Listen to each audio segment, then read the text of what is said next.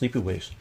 Some people have raised to me the concerns about investing in mining companies and supporting a violence to the indigenous population of the land. Nature. Sleepy waves. That's exactly why I was against mining companies for the longest period of time.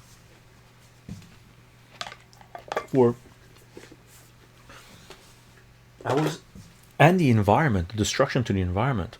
I've done environmental surveys around tailing ponds. Like, I know the mining industry. I know the environmental damage it does. I know about unscrupulous mining companies, not all of them, but some of them, that go into a region, abuse the indigenous population, destroy the environment to extract the resources.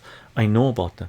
That's why I did, in the 1990s, I did 10 years of environmental geophysics work, mapped out contaminant plumes off tailing ponds and stuff like that, all over the place, all over Canada, United States, mostly Canada, but some in the United States as well, right?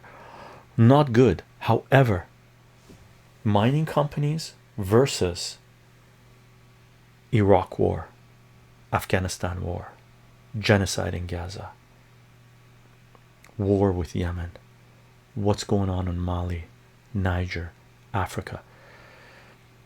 A lot of that is for oil. What's about to happen in Venezuela, right? What's about to happen in Nigeria, possibly, right? So mining companies relative to the Syria, Iraq, Libya, Afghanistan, just relative, Sudan, just relative to the wars that have taken place in the last 25 years, the mining companies haven't even come close to doing that much damage in the last 100 years.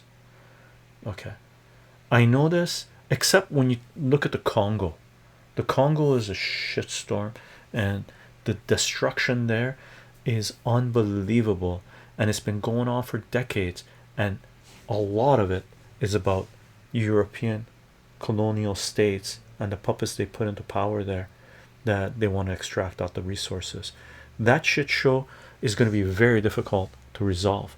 But mining companies that aren't concentrated in the Congo, there, as far as I know, there aren't too many places that are that brutal.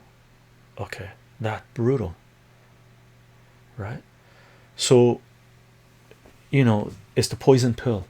Which one are we going to take?